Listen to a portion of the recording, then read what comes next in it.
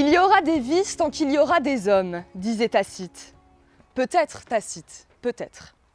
En effet, l'homme apparaît indissociable du vice, et tout semble converger vers lui, irrémédiablement et inlassablement. Sans cesse, l'homme est porté par cet abîme si profond qui se trouve dans ses entrailles, cette immoralité, cette perversité, ce besoin d'être permanent par d'autres moyens que la bienséance.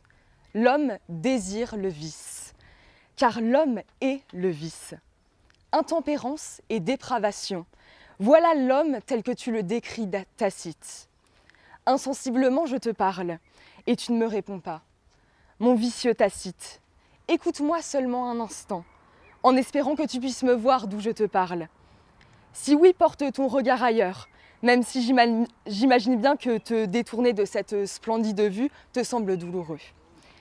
Élève-toi, Tacite, encore. Maintenant, reprends ta respiration. Inspire, expire. Baisse ensuite les yeux.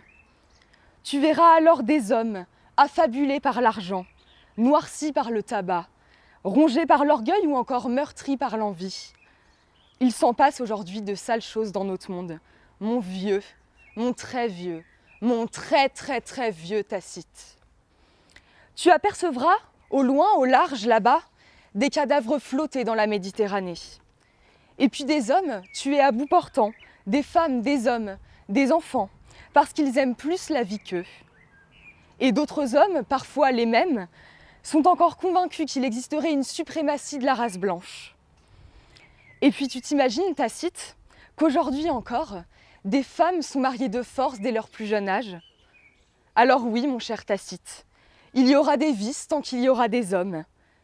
Mais il y aura aussi des hommes tant qu'il y aura des vices, puisque l'un et l'autre s'alimentent mutuellement, irrémédiablement et inlassablement.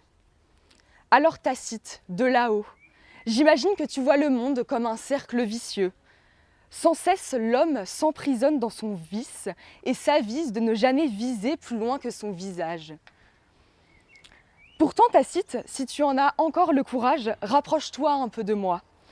Ne me regarde pas trop, j'en serais bien gênée, seulement balaie l'horizon de plus près. Tu verras des hommes, des femmes, des enfants se faire violence pour endiguer toutes ces infamies léguées par l'histoire. On le sait, Tacite, qu'avant c'était parfois bien pire, et c'est ce pourquoi je garde confiance en l'avenir. Je sais qu'alors tu t'interrogerais et que tu me demanderais « Mais Laure ?» Oui, car évidemment tu connaîtrais mon prénom. Mais Laure, de quoi me parles-tu donc? Es-tu devenue folle?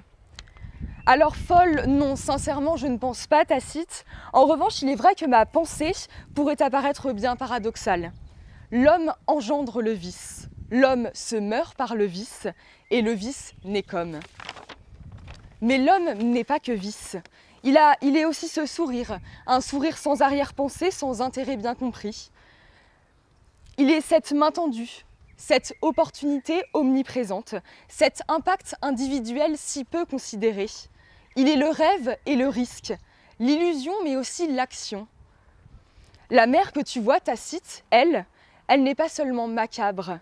Son bruit est un mirage si doux qu'on se laisserait sombrer dans sa sublime volupté. Et le vice, lui, n'est pas absolument, irrémédiablement et inlassablement mauvais. Tacite, toi-même tu es vicieux. Tes vertus ne sont que des vices cachés, et ta leçon moralisatrice ne fait que te dénoncer. N'as-tu donc jamais ressenti l'envie de céder à la paresse, à la luxure ou encore à la gourmandise? Cesse donc de me regarder avec cet œil inquisiteur. Car oui, je l'assume devant toi, et seulement devant toi, je suis vicieuse, car je suis homme. Je te vois bien perplexe, mon Tacite. Ne me juge pas, je t'en supplie. Je t'avoue qu'une nouvelle fois, je me suis enchevêtrée dans un cercle vicieux, duquel je n'arrive pas à sortir. Car nous retombons sur la même conclusion, qui est la tienne. Il y aura des vices tant qu'il y aura des hommes. Mais au fond, Tacite, qu'est-ce qui te dérange? Le vice? L'homme? Ou alors l'alliance contiguë des deux? Malheureusement, je n'aurai jamais ta réponse. Et mes raisons et mes questions résonnent dans le vide, irrémédiablement et inlassablement. Tu es trop loin maintenant, tu t'es élevé trop haut, Tacite. Et les vices de notre temps t'apparaissent sûrement bien trop difficiles à regarder. Mais si j'ai décidé de venir parler ici, aujourd'hui, dans ce lieu qui, j'espère, te rappelle des souvenirs, c'est après tout pour mieux t'amadouer. Vicieusement, je t'attire dans les méandres de mes mots. Mais tacitement, mon Tacite, c'est avec ferveur que je veux te dire une dernière chose. Crois en nous, regarde-nous, écoute-nous, admire ces êtres jeunes, beaux, intelligents que nous sommes. Nous croyons en notre impact individuel. Sans cela, il est impossible de changer celui du collectif.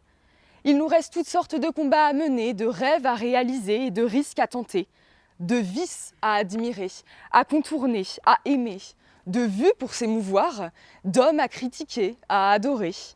Ce vice nous anime, Tacite, et il t'a animé toi aussi, j'en suis certaine. Mon beau Tacite, il est temps pour moi de te saluer et de te tirer ma révérence. Je n'ai pas réussi à m'en sortir car tu es doué, tu es très doué. Et tu as réussi à me coincer dans l'abîme du vice. Tu as raison et tort en même temps, et moi je m'en vais. Je m'en vais non pas par défaite mais par constat. L'homme est vicieux, Tacite, mais c'est comme ça qu'il est homme. Alors nous n'avons absolument rien à dire. Nous devons seulement continuer à vivre.